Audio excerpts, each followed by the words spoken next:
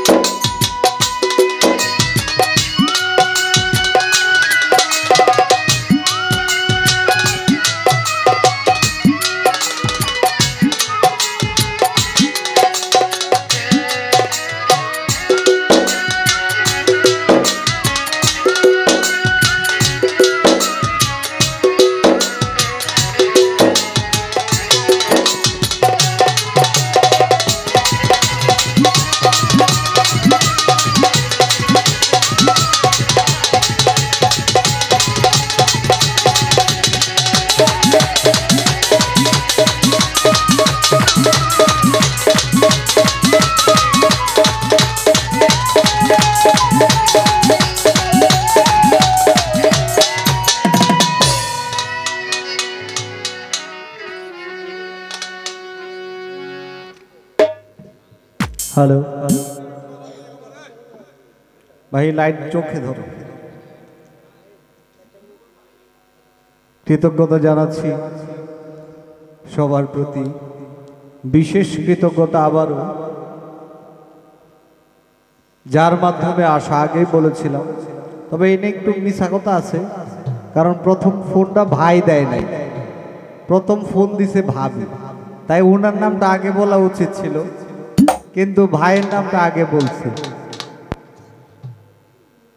যে কথাটা বলেছিলাম যে অনেকগুলা দরবারে যাওয়ার সৌভাগ্য হয়েছে, কিন্তু এত চমৎকার পরিবেশ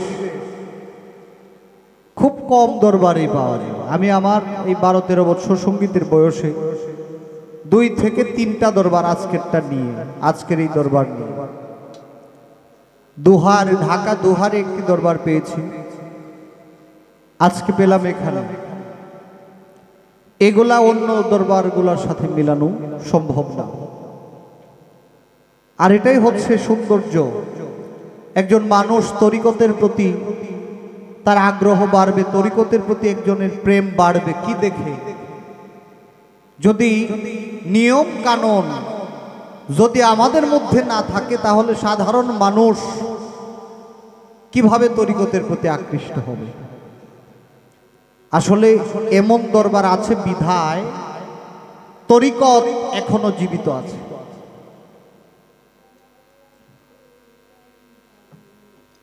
বিপদের মধ্যে মোটামুটি পড়ে গেছি, ভাইজান ক্ষমা চেয়ে নিচ্ছি, বাবা যেন এখানে উপস্থিত। ভাইজান তো আমার আটকায় দিছে। আমি বলছিলাম যে আমি বন্ধনাটা করতে চাই না, আমার বন্ধনা এই, আমার নাম ফকির চাল, আমার বাড়ি নেত্রকোনা, আমার গানের উস্তাদ বাউল কিতাব আলী সাহেব, বন্ধনার কাজ শেষ, সোনার বাংলাদেশ। ভাইজান বলতেছে তুমি কি আমাদের যে পূর্বপুরুষ যারা ছিল তাদের যে আইন সেটা কি বাদ দিতে চাও নাকি?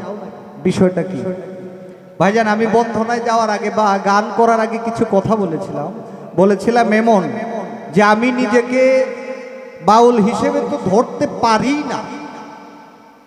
বাউল হিসেবে কেন ধরতে পারি না? আমার জানা মতে একজন বাউল হয় 14টা এলেমের সর্দার।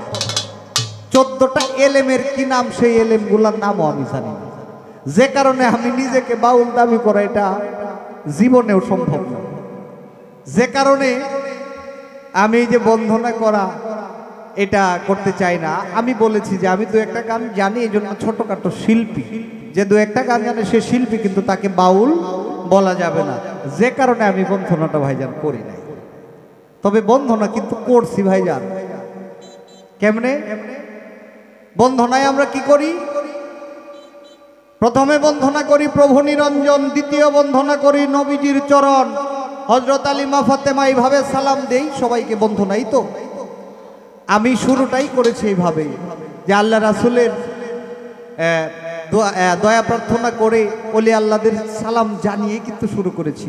বন্ধনা দুই ভাবে, আমারটা হচ্ছে কথা কীর্তন ভাবে ভাই শেষ করে ফেলছি আমি, কেননা সবাই আপনার জন্য বসে আছে, যে কারণে আমি সময় বেশি নষ্ট করতে চাই নাই।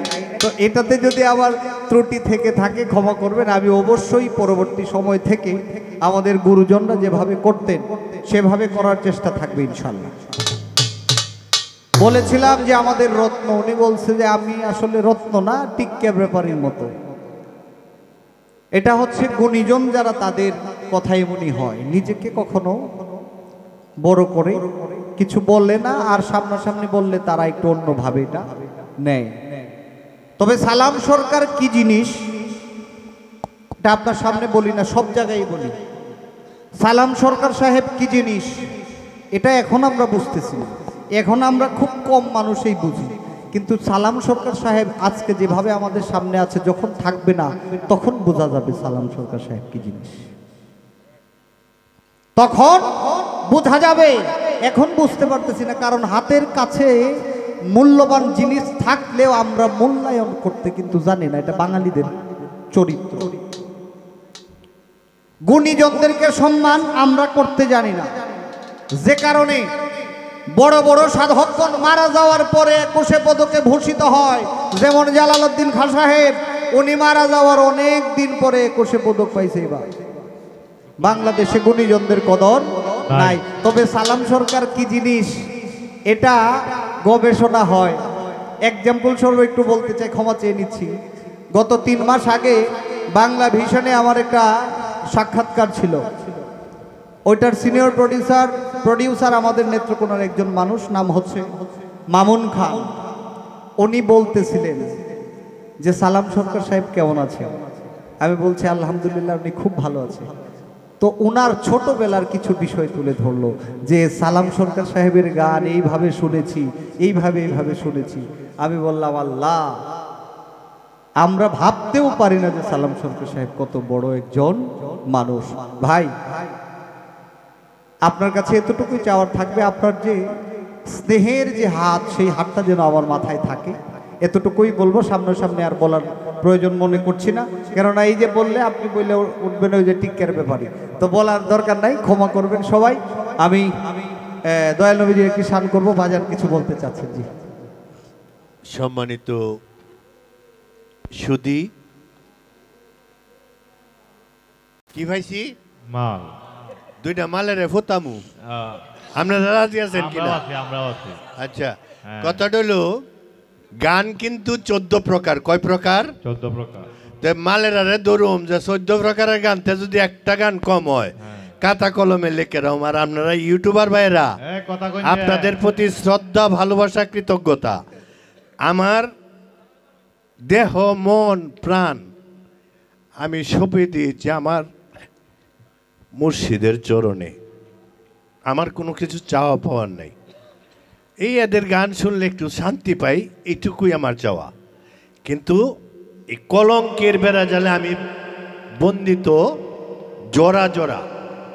14 প্রকার গানের মধ্যে যদি বাতি যারা একটা গান ছাইড়া দেয়, আপনারা ছাইড়া দিলে আমি ছাড়তাম না। রাজি আসুন কিনা? রেকর্ড করে রাখো। তে বাতি যারা ঠিকঠাক করে কি ফালা দিছে এই সুধী সমাজ, আমি তাদের প্রতি কৃতজ্ঞতা এবং আন্তরিকতার বহিঃপ্রকাশ ঘটিয়ে বলছি যে এই 14 প্রকার গান আর আপনাদের পালার থেকেই হবে, কিন্তু এরা যদি ছাইড়া দেয় তাহলে আমি ধরু। এই কারণে কিন্তু আমি শিল্পীর গান কম শুনি। ভালো থাকবেন, আপনাদের প্রতি শ্রদ্ধা, ভালোবাসা, কৃতজ্ঞতা।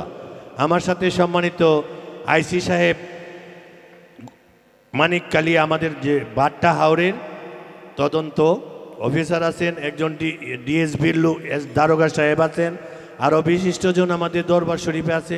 প্রত্যেকের প্রতি আমার কৃতজ্ঞতা, ভালোবাসা, আন্তরিকতা, স্নেহ, মমতাময় এবং আমার মুর্শিদ কেবলার চরণে আশীর্বাদ আশীর্বাদ হওয়ার জন্যে আমি লালায়িত মানুষ। সকলের চরণের তলে আমার স্থান। আমি কোনো যোগ্য ব্যক্তি না। আমার প্রতি আপনারা দয়া দৃষ্টি রাখবেন, আপনাদের ভালোবাসা চাই। আমি ওই যে ছোট্ট কোনো কথা বা ছোট্ট ছোট্ট জায়গার খোরাক দিয়ে আমার পেট ভরে না, আমি গান খাই। এই কারণে একটু সুধী সমাজে যারা এই বাংলাদেশের বাউলদের জগতের এই সালাম ইলেকটেড মানে ইলেকশনে সে জয়ী হয়েছিল। আজকে দেশের পরিস্থিতি ভালো না, আমাদের উপরে অপপ্রচার আছে, আপনারা ভালো করে জানেন। আমি কিন্তু গান প্রিয় মানুষ। যদি কেউ মেরে ফেলতে চান তাহলে গান দিয়ে মেরে ফেলেন, অপবাদ দিয়ে না। আমি অপবাদ সইতে পারি, কিন্তু অপবাদকে অপব্যাখ্যা করি না, এটাই আমার দোষ। ভালো থাকবেন, সবার প্রতি আমার আন্তরিক অভিনন্দন, ভালোবাসা, আপনাদের কৃতজ্ঞতা এবং আপনাদের শিষ্টাচার, আপনাদের মাধুর্যপূর্ণ আচার আচরণে সাথে আমি সম্পৃক্ততা এবং একাত্মতা ঘোষণা করে দুই বাতিজার সাথে সম্পর্ক হইল সারাসারি নাই। আপনারা কি বলেন? আমিন। হ্যালো, ভক্তি শ্রদ্ধা জানাচ্ছি বাবাজানের সাথে ওনার বন্ধু বান্ধব, ওনার মেহমান আত্মীয় স্বজন যারা বসা আছেন সকলের প্রতি কৃতজ্ঞতা জানাচ্ছি। প্রশাসনের লোকজন যারা আছেন সকলের প্রতি কৃতজ্ঞতা। তো যিনি সঞ্চালনায় আছেন উনি প্রথম স্টেজেই ঘোষণা করেছিলেন 2টি পালা, যদিও বাজান যেভাবে বলছে যে ছাড়াছাড়ি নাই, ও আমি এটার মধ্যে নাই। 14 প্রকার এবং যা আমার ভাই গাইবে আমি চেষ্টা করবো তো একটু ভাইজানকে সুযোগ করে দেওয়ার, চা খাওয়া, এছাড়া আমার দিয়ে আর কি হবে আপনাদের সামনে। আমি আগেই ক্ষমা চাই।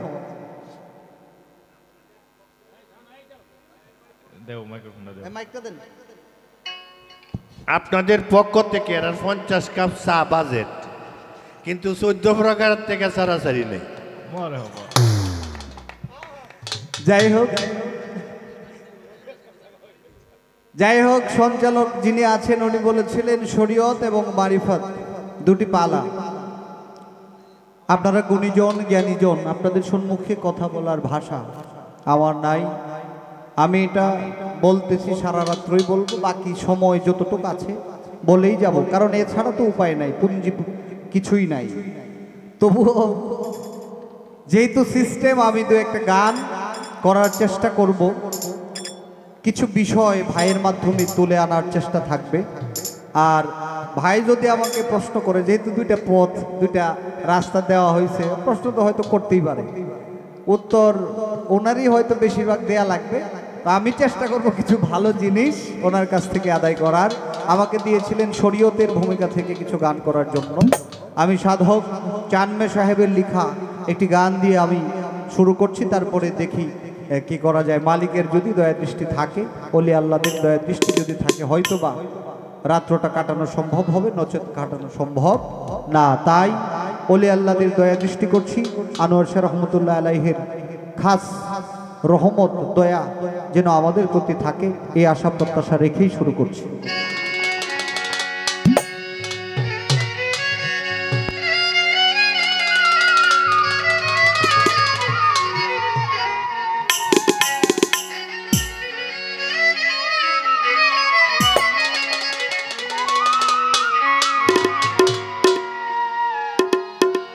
ওরে উম্মতেরি পাপের বুঝায়ু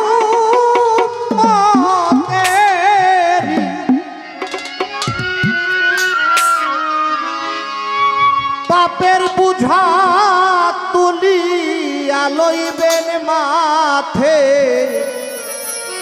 নবী আমার দয়াল নবী আমার ফুলসেরার ঘাটেতে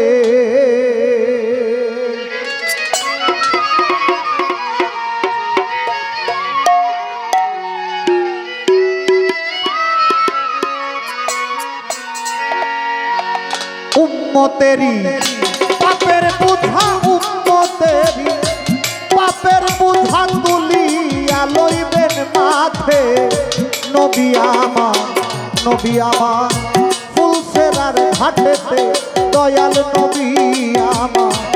নবী আমার ফুলসেরার ঘাটেতে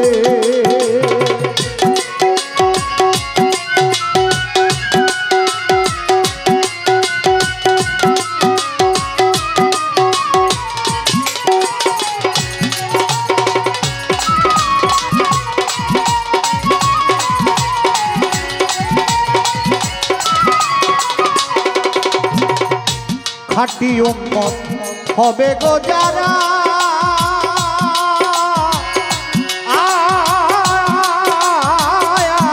তোমরা ঠিক রাখো ইসলামের বুড়া গো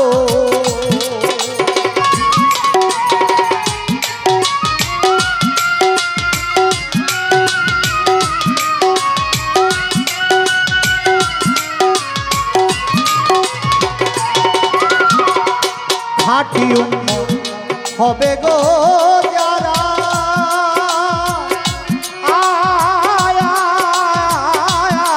ওরে ঠিক রাখো ইসলামের বুড়া গো ওরে পাড়ি দেওয়া রাস্তা সোজা পাড়ি দেওয়া রাস্তা সোজা ধ্যান রাখো শরীয়তে নবী আমার ফুলসেরার ঘাটেতে দয়াল নবী আমার ফুলসেরার ঘাটেতে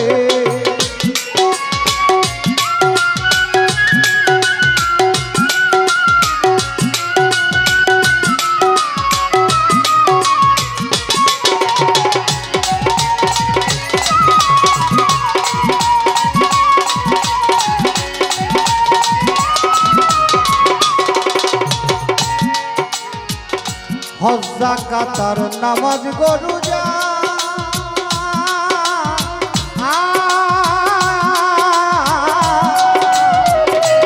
তোমরা কইরো না কেউ ফরজ কাজা গো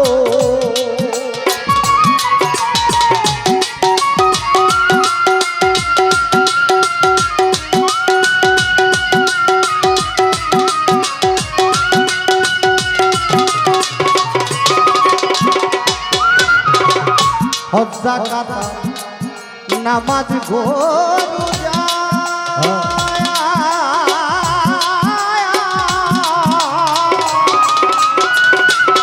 তোমরা কইরো না কেউ ফরজ কাজা গো ওরে নইলে কিন্তু যাবি মারা নইলে কিন্তু যাবি মারা ঠেকিবি অধপথে নবী আমার ফুলসেরার ঘাটেতে দয়াল নবী আমার ফুলসেরার ঘাটেতে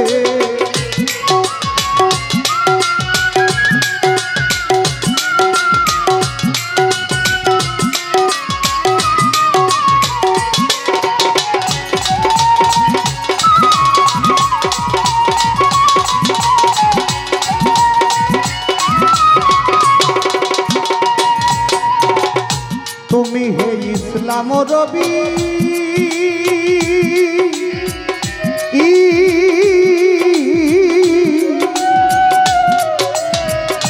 হাবিবুল্লাহ শেষ নবী গো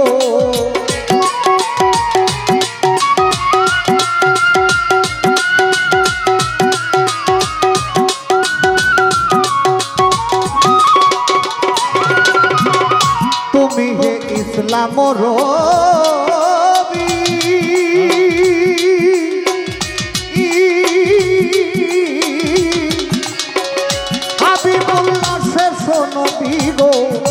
হোক জাননি আরো রইল দাবি জাননি আরো রইল দাবি রাখিও সাফায়তে নবী আমার ফুলসেরার ঘাটেতে দয়াল নবী আমার ফুলসেরার ঘাটেতে উম্মতের পাপের বুঝাই পাপের বুঝা তুলিয়া লইবেন মাথে নবী আমার ফুলসেরার ঘাটেতে দয়াল নবী আমার ফুলসেরার ঘাটেতে দয়াল নবী আমার ফুলসেরার ঘাটেতে।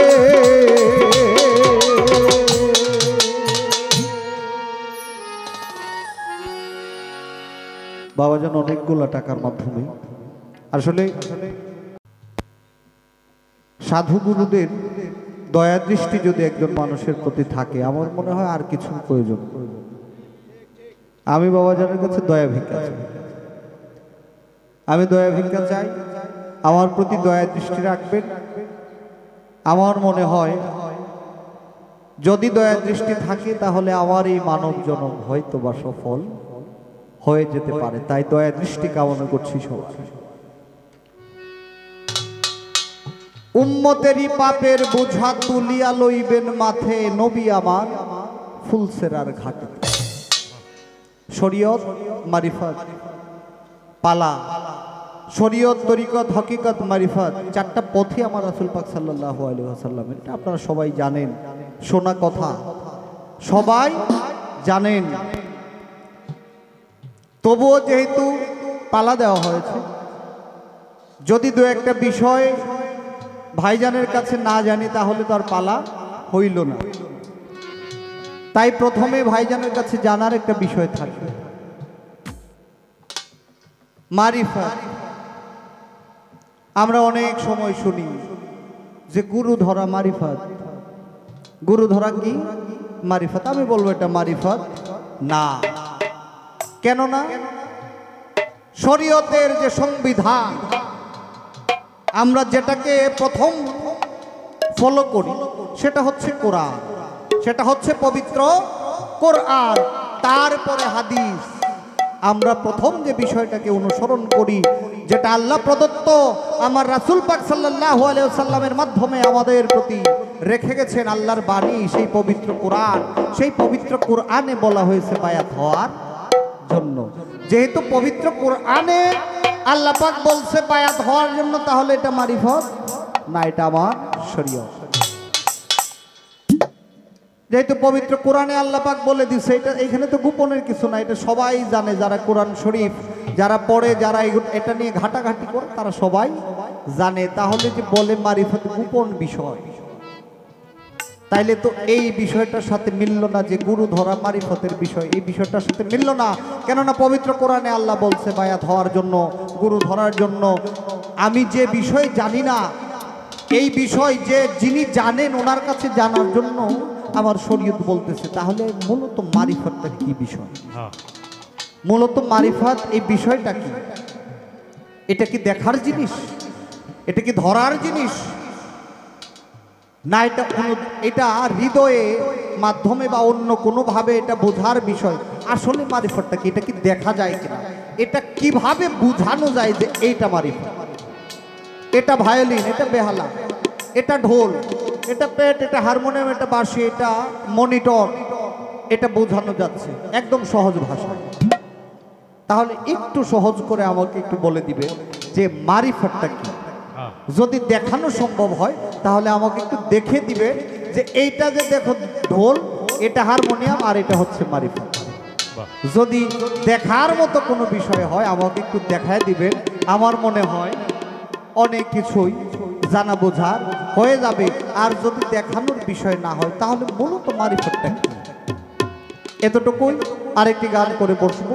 এখন যে গানটি করব, বাংলাদেশের আরেকজন প্রখ্যাত গীতি কবি সাধক কারি আমির উদ্দিন সাহেব, ওনার লেখা একটি গান করে বসে যাব। তারপরে ভাইজান দাঁড়াবেন, আমরা ওনার মুখ থেকে গান কথা শুনবো, যে কথার মাধ্যমে আমাদের জীবন সঠিকভাবে পরিচালনা করা সম্ভব। গাইছি কারি আমিরউদ্দিন সাহেবের গান।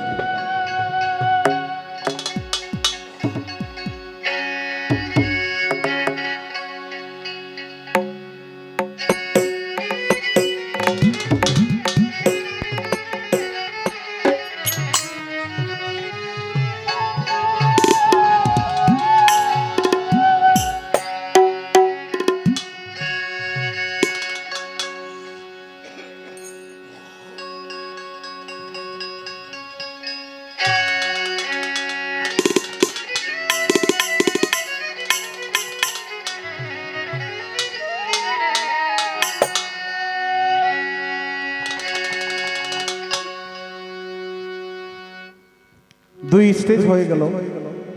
যে গানটা করতে চাইছিলাম এই গানটা করা হচ্ছে না, দুই স্টেজ হয়ে গেল। ওস্তাদজির গান এখন পর্যন্ত করতে পারে নাই।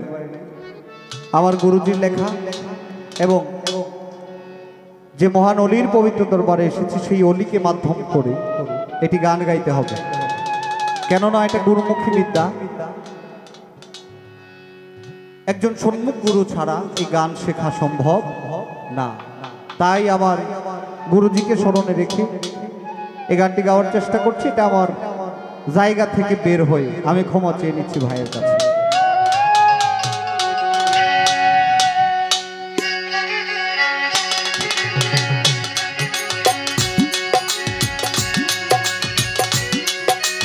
আপন বলতে কেউ নাই আমার গো, দয়াল মুর্শিদ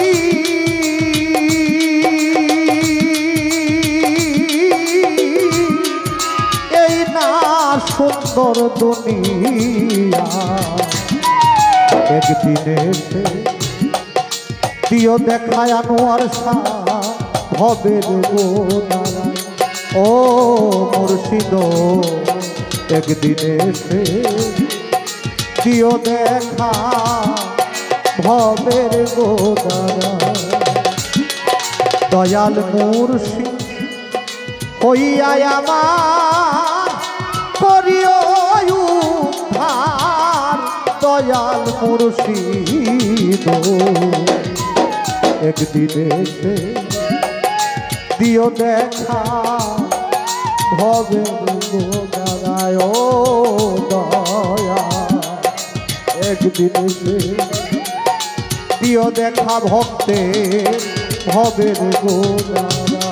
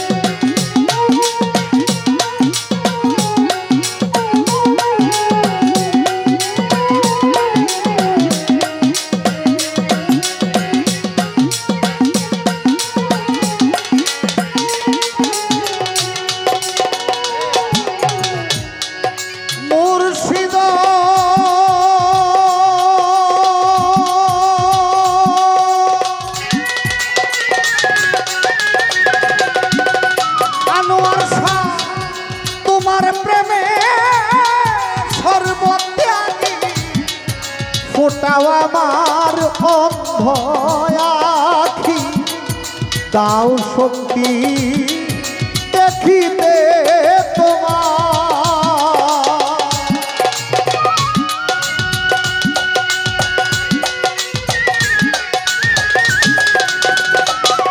আমি তোমার প্রেমে সর্বত্যাগী, ফোটাও আমার অন্ধ আখি, দাও শক্তি দেখিতে তোমার।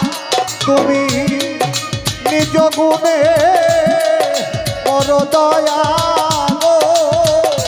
মুর্শিদ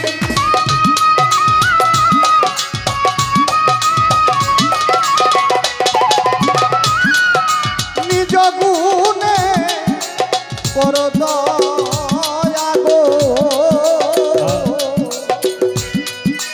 দয়াল মুর্শিদ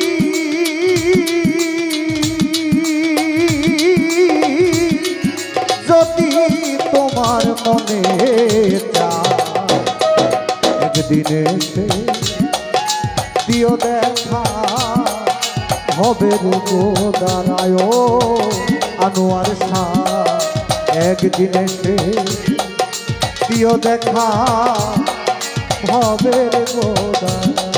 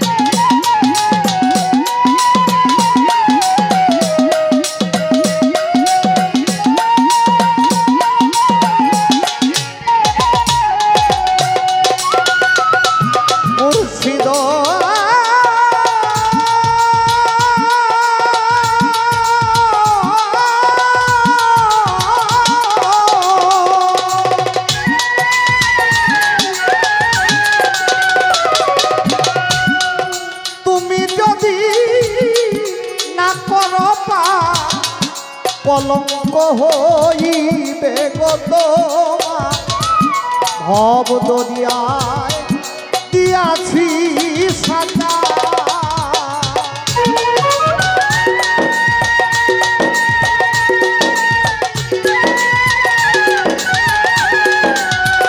আনোয়ার শাহ তুমি যদি না করো পার কলঙ্ক হইবে গো তোমার ভব দরিয়ায় দিয়াছি সাঁতার আমি বেহেশতে যাইতে চাই না গো মুর্শিদ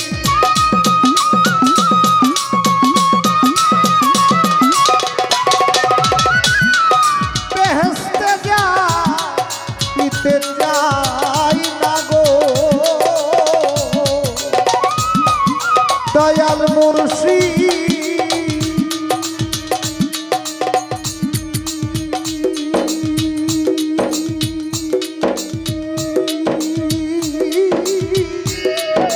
এই প্রাণ কাঁদে তোমার একদিন এসে দিও দেখা ভবের গোদারায় দয়া একদিন এসে দিও দেখা ভক্তের ভবের গোদারায়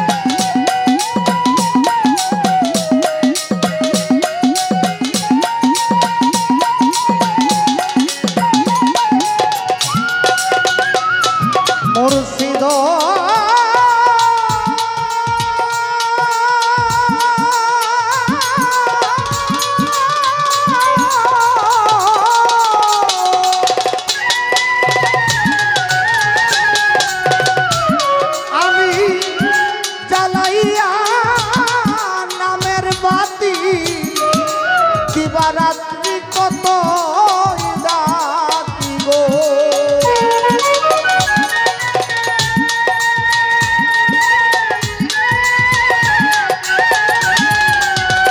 আলোয়ার শাহ জ্বালাইয়া তোমার নামের বাতি দিবারাত্রি কতই ডাকি গো উস্তাদ কিতাব আলী ধনে চায় না গো মুর্শিদ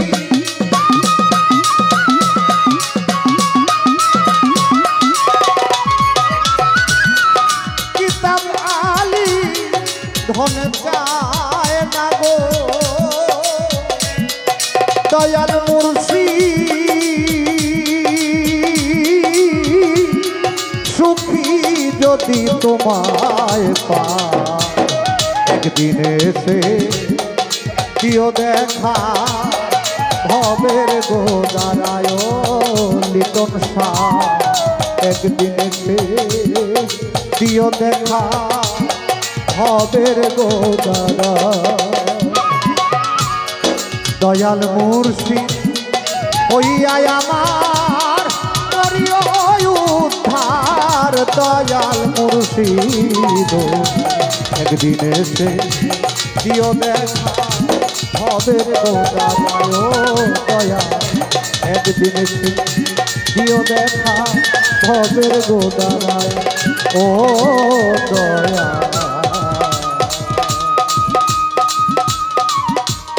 একদিন এসে দিও দেখা ভক্তের ভবের গোদারায়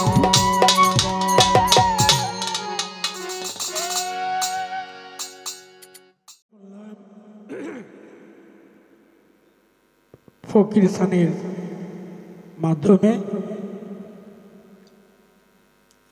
তো কথার মধ্যে একটু জায়গায় কেমন জানি একটু ফ্রেশ লাগছে আমার কাছে সবকিছু ঠিক আছে কিন্তু এই সত্য কথাটা যদি না কই তাহলে অনেকের সাথে এটা বেইমানি করা হবে যেমন তুমি আজকে যে পাঠ নিছো যে পাঠ করতেছো সেটা হলো শরীয়তের আলেম আর আমি হইলাম মারেফতের ফকির তো ফকির রাইল মুর্শিদ ধরে আর আলেম সাহেবরা কইলে মুর্শিদ ধরার লাগতো না এনতেন তুমি যে মুর্শিদের গান গাইলা আলেম হইয়া এটা কি ঠিক করলা যদিও তোমার উস্তাদের গান গাইতে হবে গাইতে অন্য গান গাইতে হবে ছোট করে তুমি আমার রাস্তায় আইসা গেলা যে মুর্শিদ ধরতে হবে মুর্শিদে তোরায় নিব একদিন ভবের গোদারায় আমি তো জানি এটা তোমরা বিশ্বাস করো না আরে মুর্শিদ ধরার কথা আল্লাহ পাক নিজে বলছে সূরা বাকারা 15 নম্বর আয়াত সূরা ফাত এর মধ্যে বলছে হে আমার প্রিয় নবী আপনি বলে দিন আপনার হাতে যারা হাত রেখে বায়াত গ্রহণ করলো সে যেন স্বয়ং আমি আল্লাহর হাতে হাত রাখলো এটা হলো সূরা ফাতির 15 নম্বর আয়াত তো যাক এরপরে নবীজি বিদায় হজের ভাষণে সলক্ষ মানুষের সামনে বলেছেন তোমাদের জন্য দুটি জিনিস শিখে গেলাম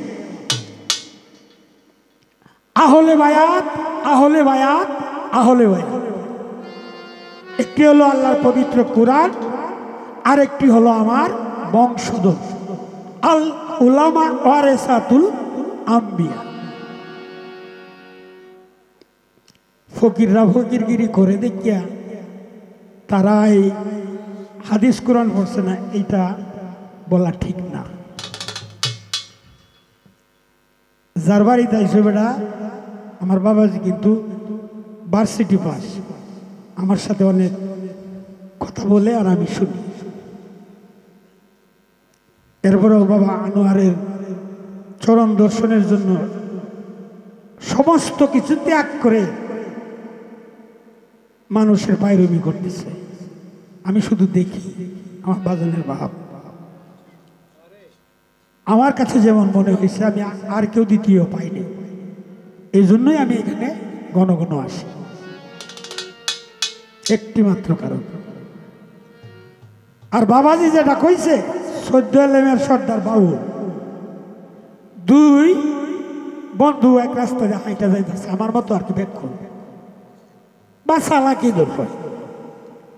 তো এই যে বড়ই পিছিয়ে আছে না, একটু বড় বড় ওইটি বল বড়ই, এটি পিছিয়ে তো একটু লম্বা, এই পিছিয়ে একটা পাইছে ফাই একটা জায়গায় তুই চিনস কর না, এইটা জায়গায় তুই চিনস কর না, কইতে যে আমরা গ্রামের যে পণ্ডিত আছে নতুন, চল এই পণ্ডিতের কাছে লয়ে যাই, হে বুধ চিনব।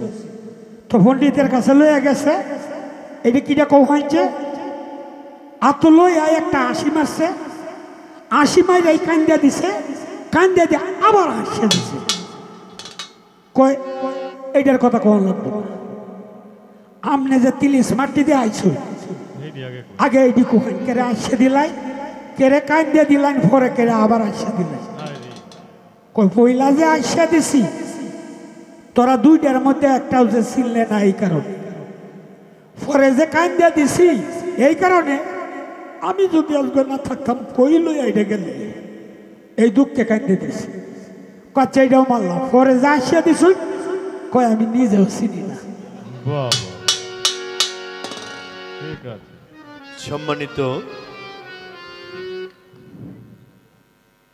সম্মানিত উপস্থিতি, অনেক সুন্দর সুন্দর কথা শুনবো। এই শোনার ভিতরে ফকির চান, ফকির শব্দটা হলো গৃহত্যাগী, আর গৃহত্যাগীর আরবি হলো মুহাজের, এর নামও ফকির। আর হেলারা দিতে ফকির কি আধ্যাত্মিক গুরু বা কি মারিফত। তো ফকির চাঁদের কথাটা ওই একটু আমার এই যে বাটপাড়ে একটু শোনায় দিতেছি। তো যে কি কথাটা মারফত, আপনারা ডিম সবাই চিনেন না? চিনেন না? চিনেন? তো ডিম চিনলে একটা ডিমের ভিতরে কয়টা বাচ্চা থাকে? কালার কয়টা? না, সাদা, কালা, লাল, হলুদ রং, কি আর একটা শ্যামবর্ণ, যেটা কই ছায়া কালার। তাহলে কয় কালারটা হইল? একটা ডিমের ভিতরে আবার 6টা ধরন, সেই ধরনটা আনতে যাব না, যেহেতু সালাম সাহেব গান গাইব। তো এই যে উনি দেখতে চাইছে মারিফত, তো এই ডিমের ভিতরে যে বিষয়টা এটা কি দেখা যায়? তো ডিমটা তো মোহাম্মদ আলীও চিনে নাকি চিনে না? তো মোহাম্মদ আলী কার নাম? ইলুচার বাজার যে মাছ বেচাইলার নাম। তো এটা কি মানুন যাব? মোহাম্মদ কি স্বয়ং, মোহাম্মদ কোনো ব্যক্তির নাম না।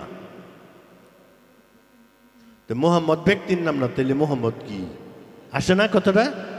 শরীয়তে, শরিয়াত। তাইলে ও গেছে মারিফত। মান আরাফা রাব্বাহু ফাকাদ আরাফা নাফসাহু।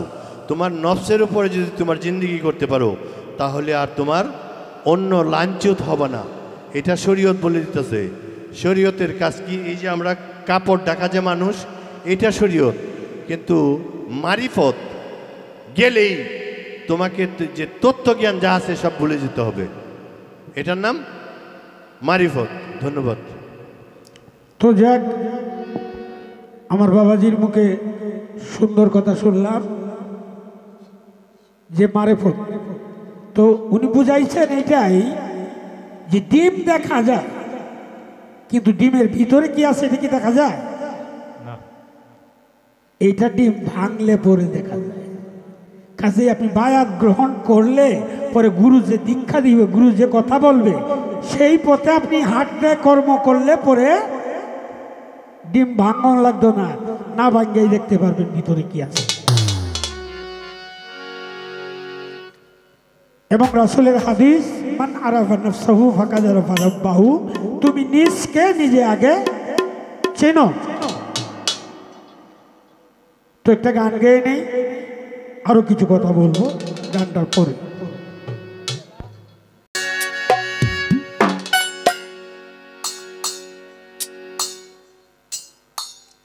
আর এই যে বাজার 14 এলেম, এই 14 এলেমের এই যে আমি উদাহরণটা দিছি যে পণ্ডিতকে আমি নিজেও চিনি না, আসলে বাজান আমরা বিপদ ফেলাই না যে আপনি কথা কইয়া, কারণ আমরা দুহান দাঁড়িত আছি, দুহানদার তো দুহানদারের কথা কইব।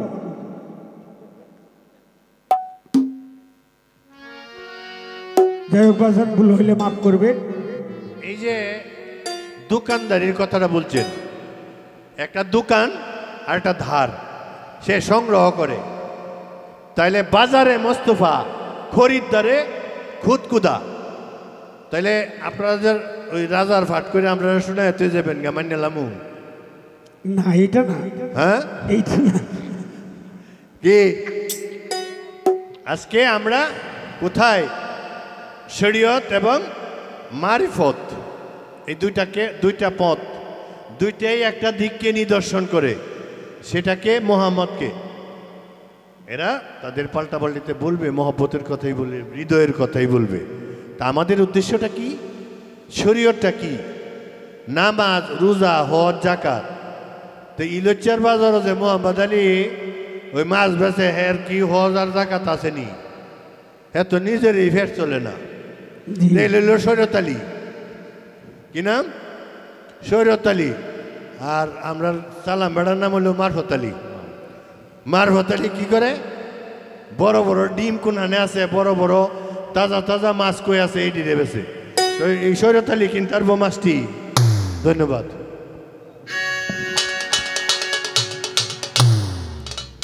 তো আমি যে গানটা করব, এই গানটার মধ্যেই সাধক তার মনের কথাগুলো বলেছে, তুমি শুনলেই বুঝতে পারবে। অমূল্য ধন বিক্রি করে, অমূল্য ধন বিক্রি করে, বিনামূল্যে পাবি রে তোরা, মারে ভোটের দেশে যদি যাবি রে তোরা, মারে ভোটের দেশে যদি যাবি। অমূল্য ধন বিক্রি করে, অমূল্য ধন বিক্রি করে, বিনামূল্যে পাবি রে তোরা, আনোয়ার শাহ দরবারে যদি যাবি রে তোরা, মারে ভোটের দেশে যদি যাবি।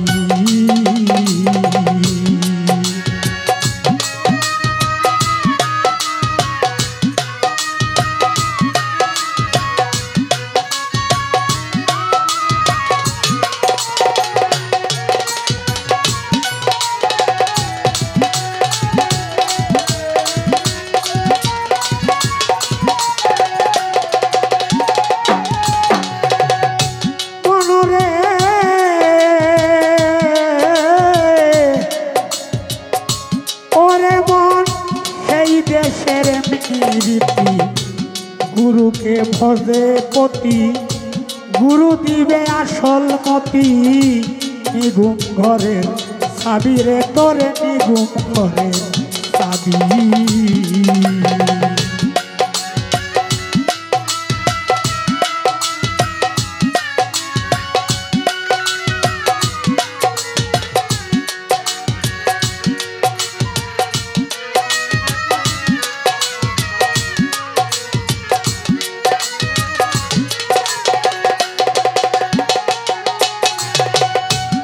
ও মনরে সেই ভজে পতি গুরু দিবে না সলমতি ঘুম ঘরে চাবি খুললে তালা দেখবি খেলা খুললে তালা দেখবি খেলা প্রতিময় এক ছবি ছবি রে আরে ভোটের দেশে যদি যাবি রে তোরা আরে ভোটের দেশে যদি যাবি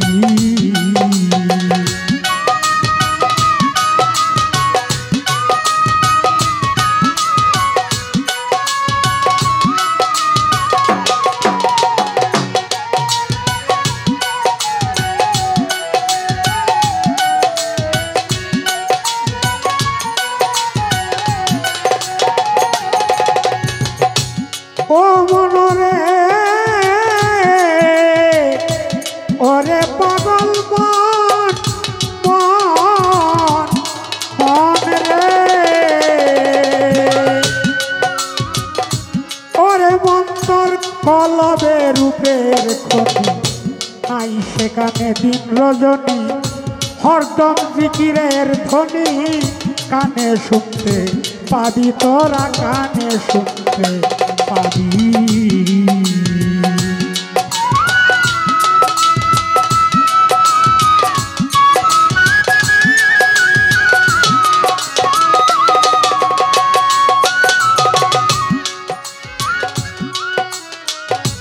ওরে মন কলবে রূপের ক্ষতি নাই সেখানে দিন রজনী হরদম জিকিরের ধ্বনি কানে শুনতে পাবি তোরা কানে শুনতে পাবি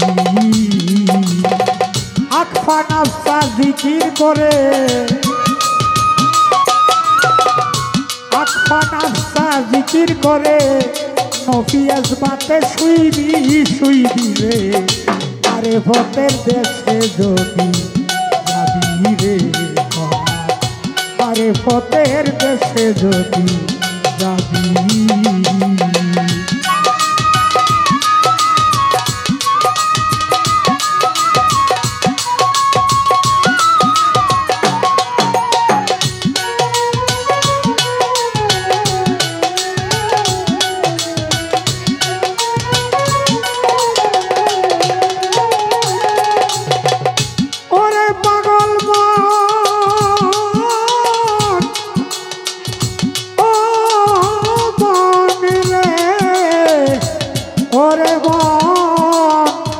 স্বরূপে নিরিখ ধরো ডাকা ডাকি লাগবে না তো জ্ঞান চোখেতে চাইয়া দেখো একবার দেখো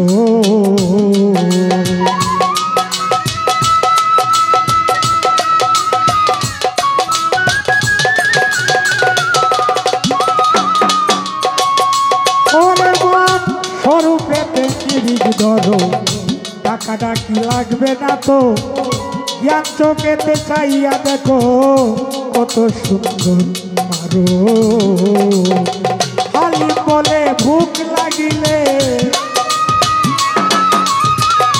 হালিম বলে ভুক লাগিলে তীরে নামের সোদা খাবি রে তোরা আরে ভোটের দেশে যদি যাবি রে তোরা আরে ভোটের দেশে যদি যাবি অমূল্য ধন বিক্রি করে অমূল্য ধন বিক্রি করে বিনামূল্যে পাবি রে তোরা আরে ভোটের দেশে যদি যাবি রে তোরা আরে ভোটের দেশে যদি যাবি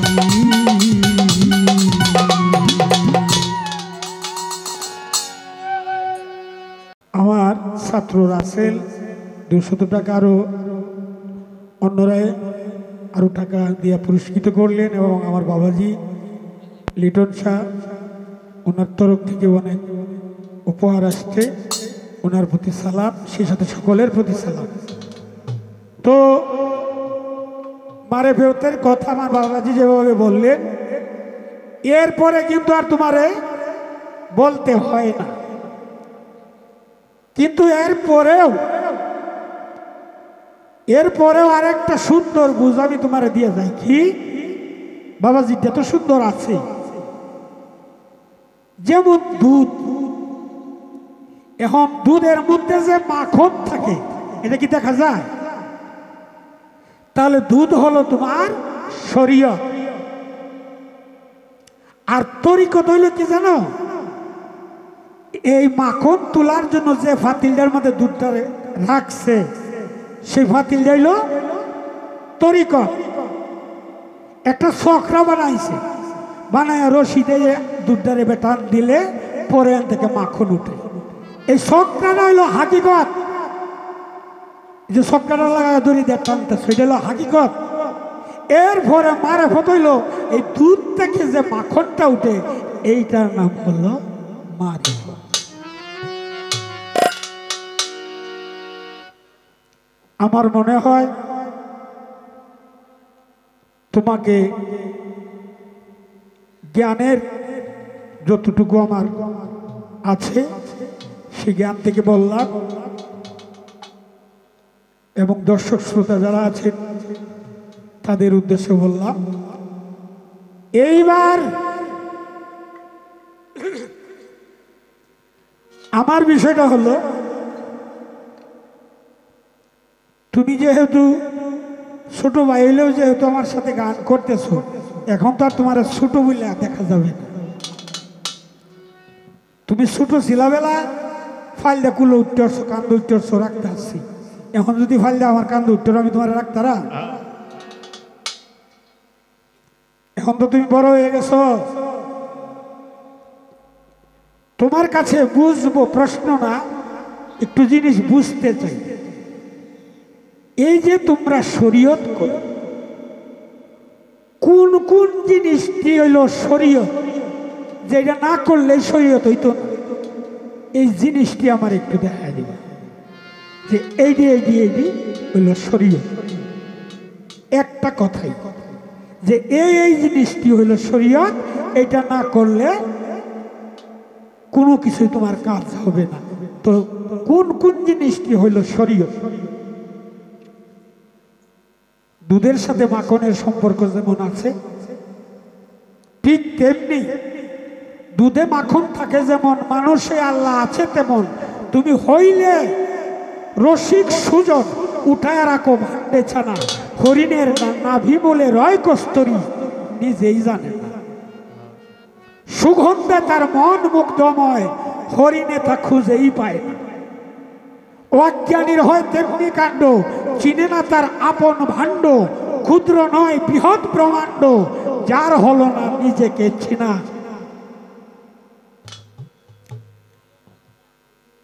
বিশ্বজুড়ে এক বিধাতা, তার শোনেকে নাইষ্টতা। রজ্জবে কয় যথা তথা, খুঁজলে কেউ আল্লাহ পাবে না। হরিণের নাভি বলে রয় কস্তরী নিজেই জানে না। এরকম মানুষের মধ্যেও আল্লাহ বিরাজিতমান, গারের সাহারক হইতে আল্লাহ অতি নিকটে, আল্লাহ পাক বলেছেন। কিন্তু আসলে আমরা সেই জ্ঞানের চোখ দিয়ে আল্লাহকে দেখতে পাই না। এই হলো মূল কথা। তো ধন্যবাদ। এবার শরীয়ত কি কি জিনিস না করলে শরীয়ত হবে না, এটা আমার ছোট ভাই এর কাছে একটু বোঝার বিষয়, অন্য কিছু না। ধন্যবাদ সবাই।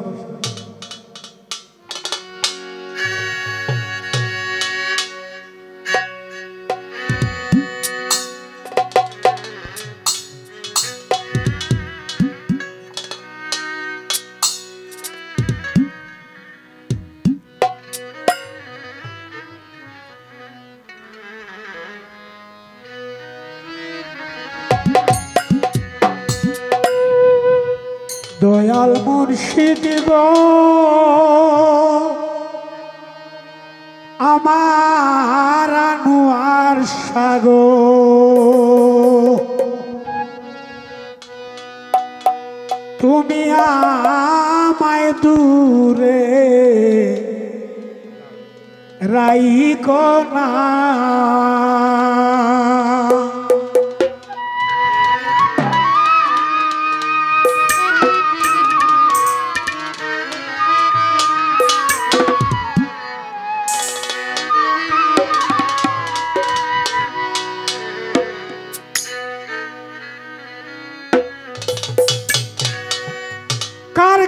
কাছে যাইব আমি ভবেতে নাই আপনা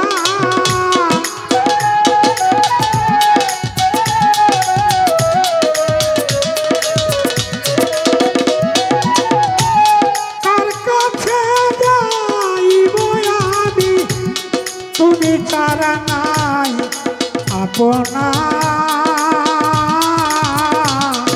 আমারে আর দূরে রাইকো না দয়াল মুর্শিদ গো ওগো দয়াল আমারে আর দূরে রাইকো না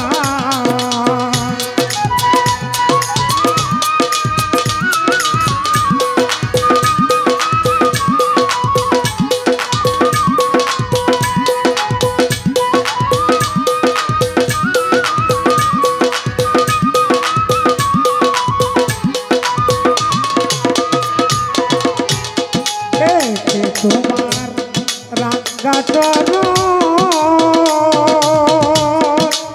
ওগো দয়াল দেখে তোমার রাঙ্গা চরণ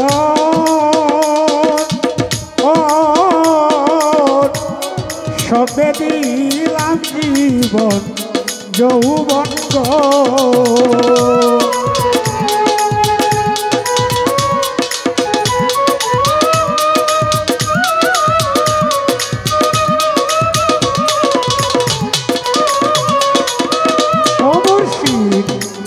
তোমার রাঙ্গা চরণ ও সবে দিলাম জীবন যৌবন গো আমারই ভুলের কারণে আমায় ফেলে যাইও না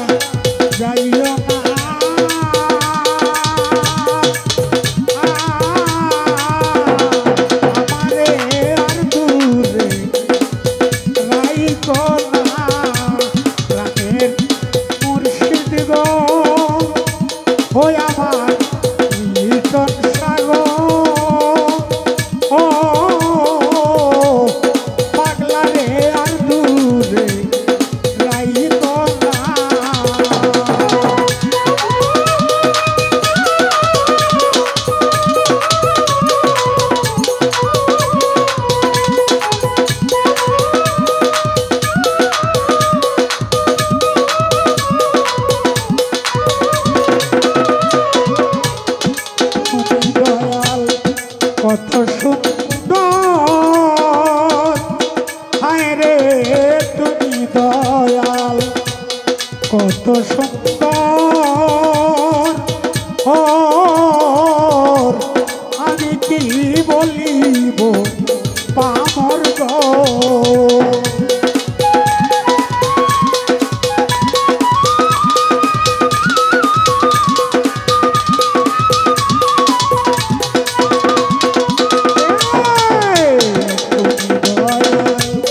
কত সুন্দর